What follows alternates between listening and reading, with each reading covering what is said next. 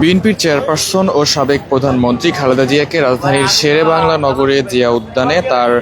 স্বামী ও সাবেক রাষ্ট্রপতি শহীদ প্রেসিডেন্ট জিয়াউর রহমানের কবরের পাশে দাফন করা হতে পারে এবং এমনটি কিন্তু জানানো হয়েছে এবং এমনটি আসলে পরিকল্পনা চলছে আসলে, যেমনটি বিভিন্ন সূত্রে আমরা জানতে পেরেছি। বিএনপির যেই স্থায়ী কমিটির সদস্য সালাউদ্দিন আহমেদ তিনি যেমনটি জানিয়েছেন যে আসলে খালেদা জিয়ার জানাজা আগামীকাল দুপুরে আসলে রাজধানীর যে মানিক মে এভিনিউ রয়েছে সেই মানিক মে এভিনিউতে অনুষ্ঠিত হতে পারে এবং খালেদা জিয়ার জানাজা ও দাফনের বিষয়ে অন্তর্বর্তীকালীন সরকারের সঙ্গে বিএনপির যোগাযোগের চেষ্টা চলছে, এমনটি কিন্তু জানিয়েছেন তিনি। এবং যেমনটি জানাতে চায় যে আসলে আজ কিন্তু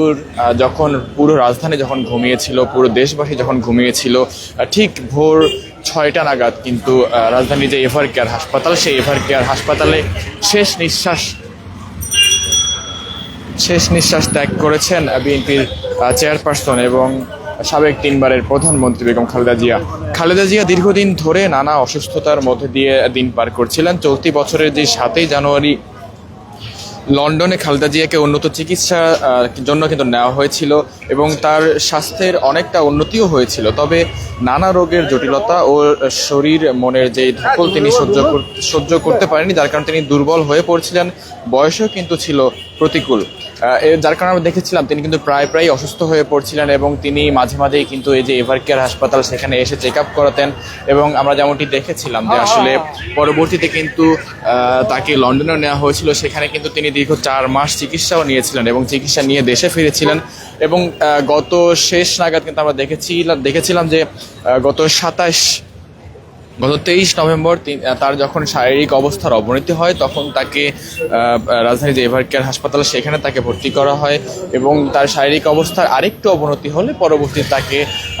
27 নভেম্বর কিন্তু সিসিইউতে নেওয়া হয়। অর্থাৎ তাকে প্রথমে 23 নভেম্বর নিয়ে কেবিনেট রাখা হয়েছিল এবং গত 27 নভেম্বর তাকে আবার সিসিইউতে নেওয়া হয়, যেখানে নিয়ে তাকে মেডিকেল বোর্ড গঠন করে তাকে যেই সার্বিক যে চিকিৎসা সেটি দেওয়া হচ্ছিল। এবং এর পরবর্তীতে কিন্তু আমরা যেমনটি দেখেছিলাম যে তাকে বিদেশে নেবার একটি পরিকল্পনা চলছিল এবং তাকে বিদেশে নেবার জন্য কাতারের আমিরের দেয়া একটি যেই এয়ার অ্যাম্বুলেন্স সেটি আসবার কথা ছিল এবং তাকে বিদেশে নেবার জন্য কিন্তু ডক্টর জুবাইদা রহমান তিনি কিন্তু দেশে আসেন এবং তিনি দেশে এসে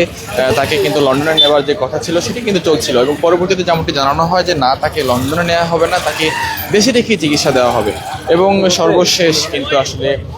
আজ আসলে যেমনটি আমরা দেখেছিলাম, সর্বশেষ কিন্তু যেই যুক্তরাষ্ট্র সহ দেশ এবং বিদেশের বিভিন্ন